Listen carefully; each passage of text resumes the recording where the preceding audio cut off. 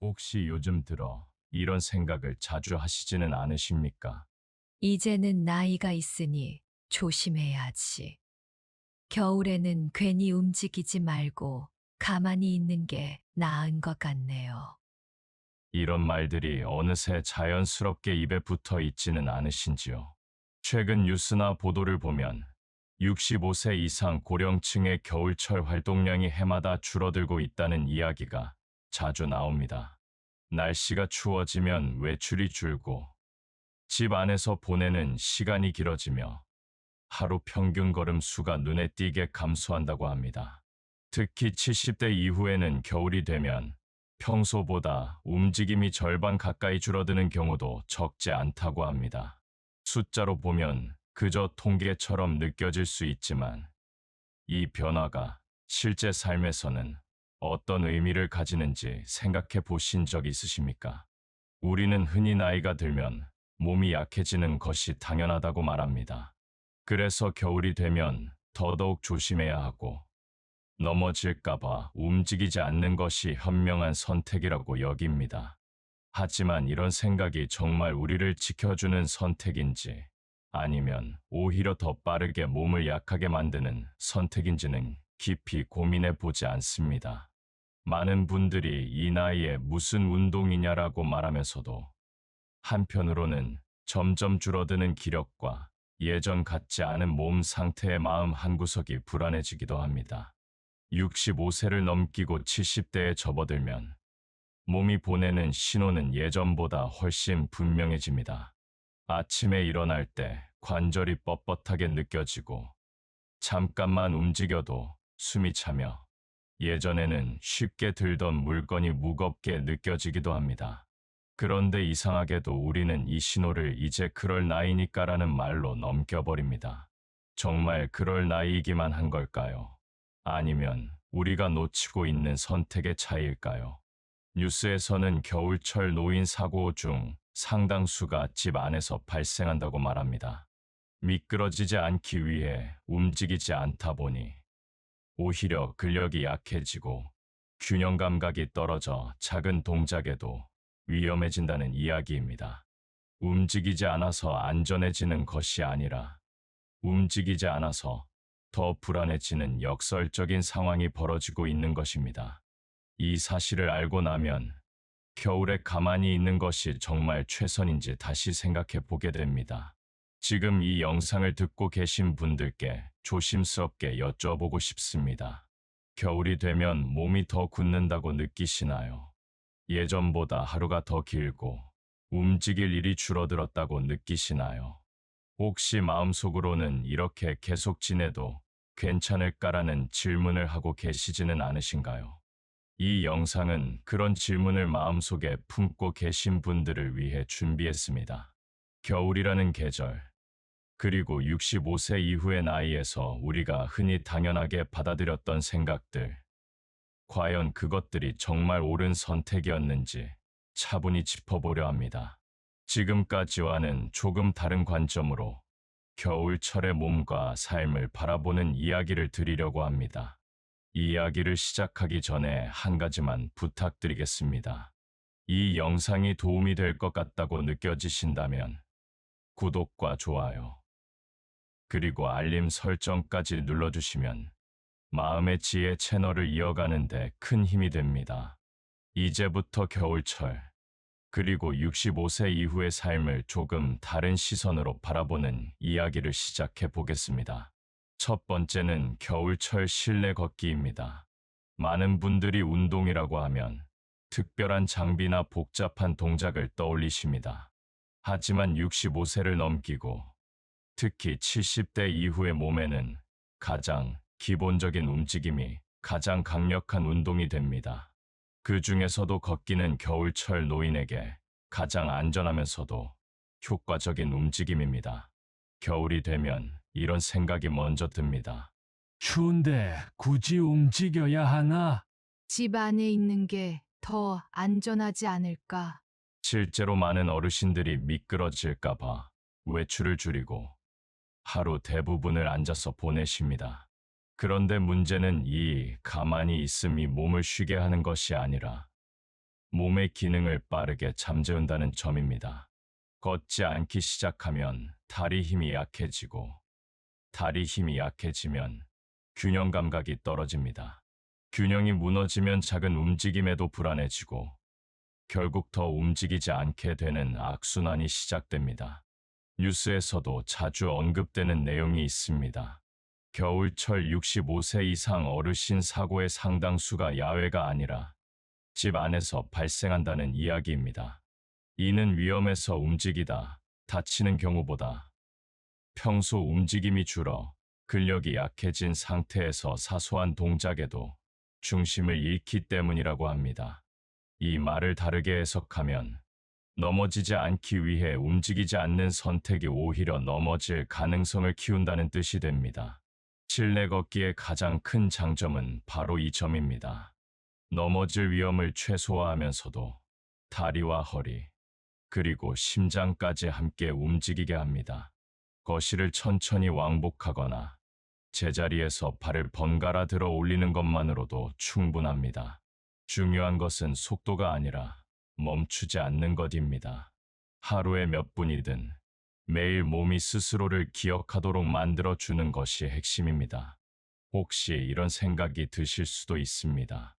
이 정도 움직임으로 무슨 효과가 있겠어요? 실제로 많은 분들이 운동은 땀이 나야 하고 숨이 차야 한다고 생각하십니다. 하지만 노년기의 운동은 젊을 때와 기준이 다릅니다. 70대 이후에는 근육을 키우는 것보다 근육을 잃지 않는 것이 훨씬 중요합니다. 실내 걷기는 바로 이 역할을 합니다. 지금 가진 기능을 지키는 운동, 이것이 바로 걷기의 진짜 가치입니다.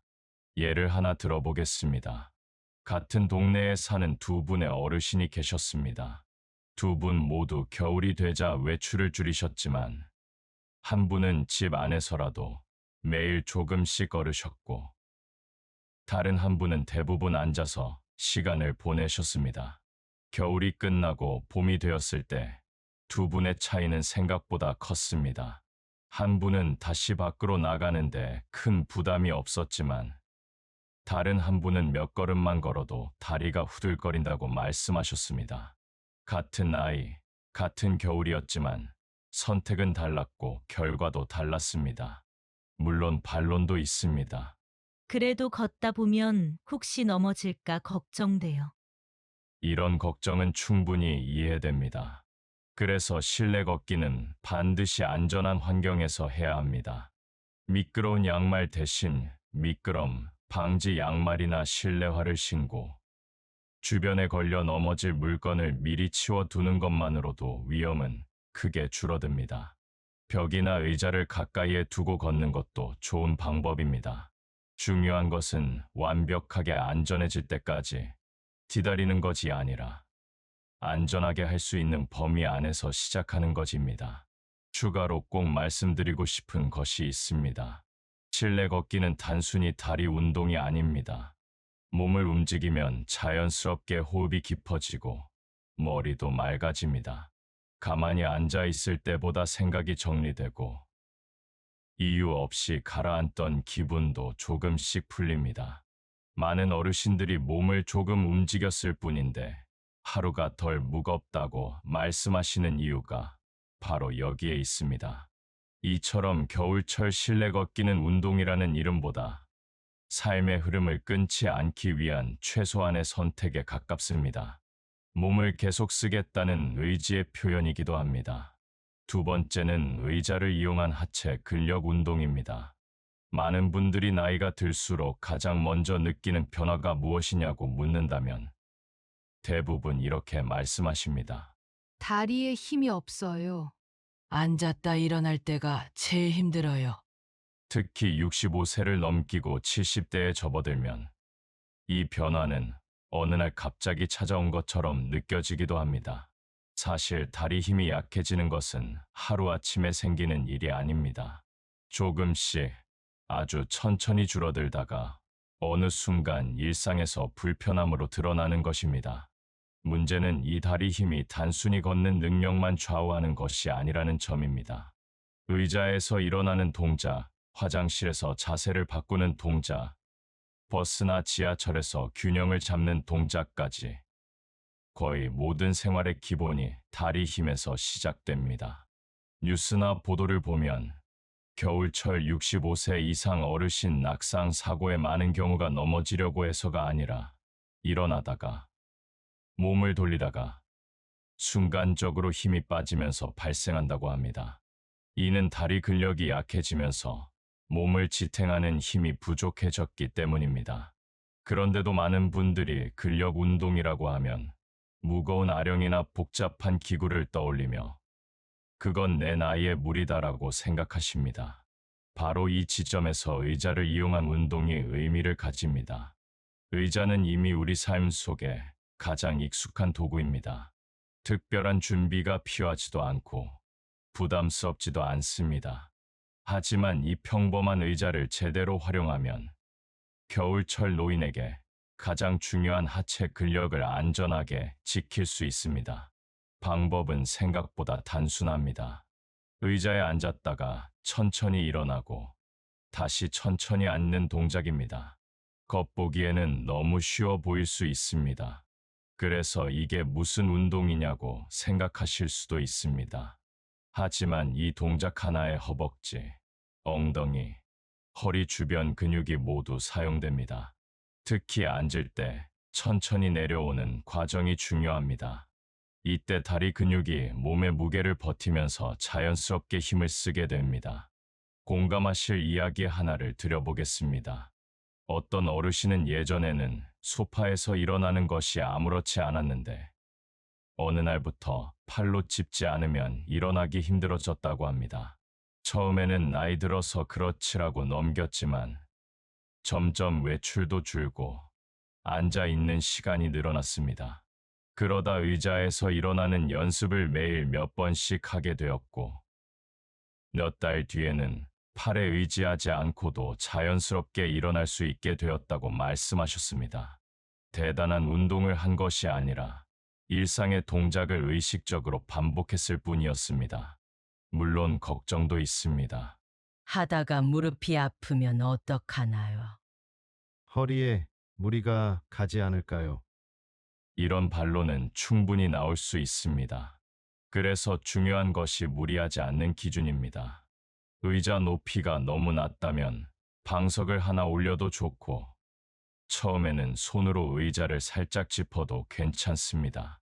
중요한 것은 완벽한 자세가 아니라 내 몸이 감당할 수 있는 범위 안에서 반복하는 것입니다. 통증이 느껴진다면 횟수를 줄이고 쉬었다가 다시 시도하면 됩니다.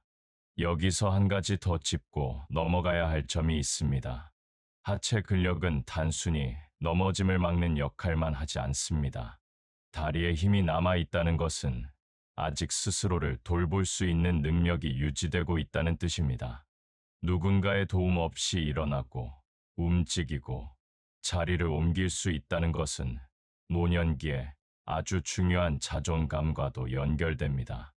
몸이 할 수 있는 것이 줄어들수록 마음도 함께 위축되기 마련이기 때문입니다. 추가로 말씀드리자면 의자 근력 운동은 하루에 많이 할 필요도 없습니다. 몇 번을 하느냐보다 멈추지 않고 이어가느냐가 더 중요합니다. 겨울철 내내 이 동작을 유지하는 것만으로도 봄이 되었을 때 몸의 상태는 분명히 달라집니다. 특히 실내에서 보내는 시간이 많은 겨울에는 이런 간단한 움직임이 몸을 깨우는 신호가 됩니다. 세 번째는 발목과 균형을 살리는 운동입니다. 많은 분들이 넘어짐 사고를 떠올리면 먼저 다리 힘이나 미끄러운 바닥을 생각하십니다. 하지만 실제로 겨울철 65세 이상 어르신들의 넘어짐 원인을 자세히 들여다보면 다리 힘보다 더 자주 등장하는 요소가 있습니다. 바로 균형 감각, 그리고 발목의 반응 속도입니다. 70대 이후가 되면 이런 경험을 하신 분들이 많으실 겁니다. 평소처럼 방향을 바꾸려다 순간적으로 몸이 휘청거린다거나 작은 문턱을 넘다가 발이 제대로 따라오지 않는 느낌을 받는 경우 말입니다. 다리에 힘이 완전히 없는 것도 아닌데 몸이 말을 듣지 않는 것처럼 느껴질 때가 있습니다. 이것은 근육의 문제라기보다 균형을 잡아주는 신경이 발목의 협응 능력이 둔해졌기 때문인 경우가 많습니다. 뉴스에서도 겨울철 낙상 사고를 분석할 때 미끄러짐보다 순간적인 균형 상실이라는 표현이 자주 등장합니다. 특히 실내에서 방향을 바꾸거나 갑자기 멈추는 동작에서 사고가 발생하는 경우가 많다고 합니다. 이는 눈에 보이는 위험보다 몸 안에서 서서히 약해진 균형 감각이 원인이 되는 경우가 많다는 뜻입니다. 발목은 생각보다 중요한 역할을 합니다. 우리가 서 있을 때, 걷다가 멈출 때, 몸이 기울어질 때 가장 먼저 반응하는 부위가 바로 발목입니다. 젊을 때는 이 반응이 너무 자연스러워 의식조차 하지 않지만 나이가 들수록 이 기능은 점점 느려집니다. 문제는 발목의 반응이 느려지면 몸 전체가 균형을 되찾는 데 더 많은 힘과 시간이 필요해진다는 점입니다. 그렇다면 발목과 균형은 어떻게 지킬 수 있을까요? 다행히도 이 부분은 아주 복잡한 운동이 필요하지 않습니다. 오히려 간단하지만 꾸준한 움직임이 가장 효과적입니다. 예를 들어 의자나 벽을 살짝 잡고 한 발로 잠깐 서 보는 동작만으로도 몸은 균형을 잡기 위해 여러 근육과 신경을 동시에 사용하게 됩니다. 처음에는 5초도 어렵게 느껴질 수 있습니다. 하지만 중요한 것은 기록이 아니라 시도입니다. 혹시 이런 운동은 위험하지 않나라는 걱정이 드실 수도 있습니다. 충분히 나올 수 있는 반론입니다. 그래서 균형 운동은 반드시 지지할 수 있는 물건, 가까이에서 해야 합니다. 벽, 의자, 식탁 등 손이 닿는 거리에서 하면 넘어질 위험은 거의 없습니다. 한 발로 서는 것이 부담스럽다면 발 뒤꿈치를 들었다, 내리거나 발끝을 들었다, 내리는 동작부터 시작해도 좋습니다. 이 역시 발목과 균형 감각을 자극하는 데 큰 도움이 됩니다. 예를 하나 들어보겠습니다. 어떤 70대 어르신은 겨울이 되면 유독 불안해서 집 안에서도 천천히만 움직이셨다고 합니다. 특히 방향을 바꿀 때마다 혹시 넘어질까봐 몸을 굳히는 습관이 생겼습니다. 그런데 매일 발목을 돌리고 짧게나마 균형 잡는 연습을 하면서부터 몸의 느낌이 달라졌다고 말씀하셨습니다. 갑자기 날아다니듯 걷게 된 것은 아니지만 적어도 움직일 때의 불안감이 줄어들었다는 것입니다. 여기서 중요한 점이 하나 있습니다. 균형 운동은 단순히 넘어지지 않기 위한 훈련이 아닙니다. 몸이 다시 한번 내가 중심을 잡을 수 있다는 기억을 되살리는 과정입니다. 이 기억이 살아있으면 움직임에 대한 두려움도 함께 줄어듭니다. 반대로 이 기억이 사라지면 실제로 넘어지지 않아도 마음은 이미 움츠러들게 됩니다.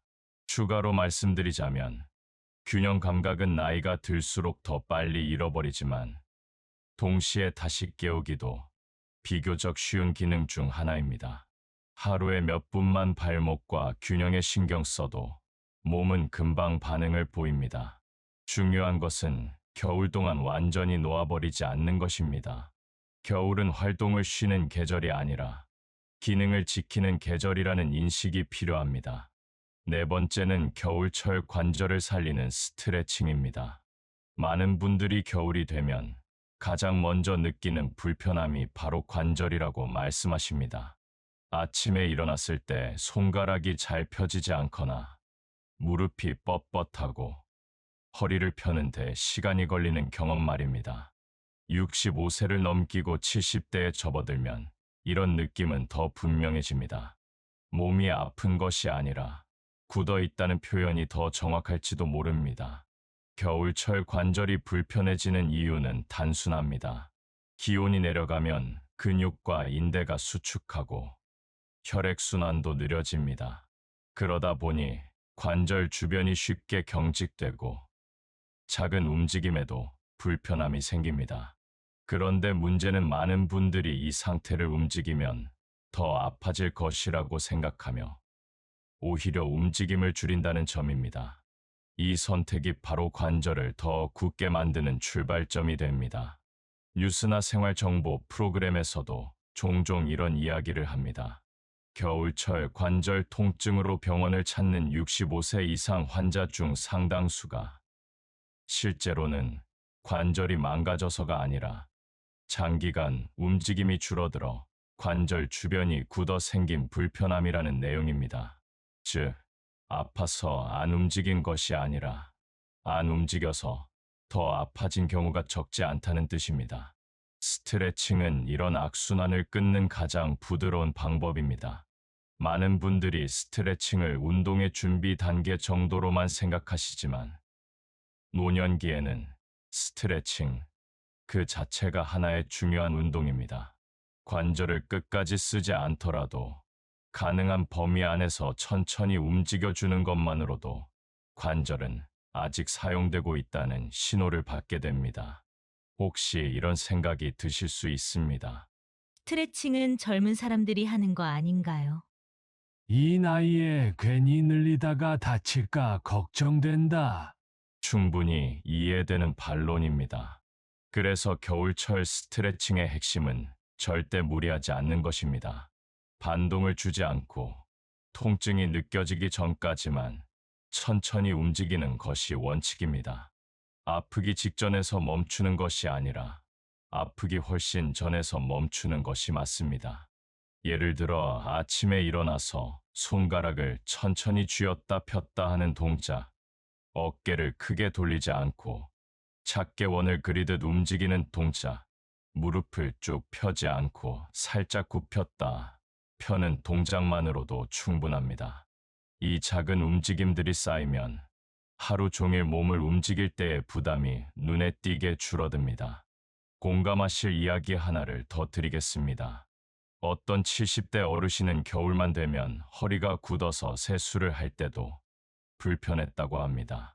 그래서 아침마다 허리를 굽히는 것을 피했고, 그럴수록 불편함은 더 심해졌습니다. 그런데 잠자리에서 일어나기 전 허리를 살짝 좌우로 흔들고 무릎을 가볍게 당기는 동작을 몇 분씩 하면서부터 움직임이 훨씬 수월해졌다고 말씀하셨습니다. 특별한 치료를 받은 것도 아니고 단지 관절을 깨우는 시간을 만들어 준 것뿐이었습니다. 여기서 중요한 점은 스트레칭의 효과가 하루 이틀에 나타나지 않아도 괜찮다는 것입니다. 노년기의 몸은 즉각적인 변화보다 서서히 회복되는 방향에 더 잘 반응합니다. 오늘 조금 덜 굽고 내일 조금 더 편해지는 정도면 충분합니다. 중요한 것은 겨울 내내 관절을 방치하지 않는 것입니다.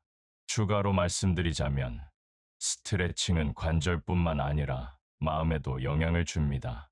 몸이 굳어 있으면 움직이기 싫어지고 움직이기 싫어지면 하루가 더 무겁게 느껴집니다. 반대로 아침에 몸을 조금 풀어주면 그날 하루를 시작하는 마음도 한결 가벼워집니다. 많은 분들이 몸을 풀었을 뿐인데 하루가 덜 힘들다고 느끼는 이유가 여기에 있습니다. 다섯 번째는 호흡과 함께하는 전신 움직임입니다. 이 운동은 겉으로 보면 가장 조용하고 가장 운동 같지 않아 보일지도 모릅니다. 하지만 65세를 넘기고 70대에 접어든 분들에게는 어쩌면 지금까지 말씀드린 어떤 움직임보다도 중요한 의미를 가질 수 있습니다. 왜냐하면 이 움직임은 근육 하나만을 위한 것이 아니라 몸 전체와 마음까지 함께 다루는 방식이기 때문입니다. 겨울이 되면 많은 어르신들이 이렇게 말씀하십니다. 몸이 자꾸 움츠러들어요. 그런데 이 움츠러듦은 단순히 추워서 생기는 현상만은 아닙니다. 움직임이 줄어들면서 호흡도 얕아지고 호흡이 얕아지면서 몸 전체가 긴장 상태에 머무는 시간이 길어지기 때문입니다. 숨이 얕아지면 몸은 자연스럽게 경직되고 마음도 함께 여유를 잃게 됩니다. 뉴스나 건강 프로그램에서도 가끔 언급되는 이야기가 있습니다. 노년기에 접어들수록 신체 활동 감소와 함께 호흡의 깊이도 줄어드는 경향이 있다는 내용입니다. 숨을 깊게 쉬지 않게 되면 산소 공급이 줄어들고 이로 인해 쉽게 피로해지거나 이유 없이 기운이 빠진 느낌을 받는 경우가 많아진다고 합니다. 하지만 이 변화는 병이 아니라 사용하지 않아서 생기는 변화에 가깝습니다.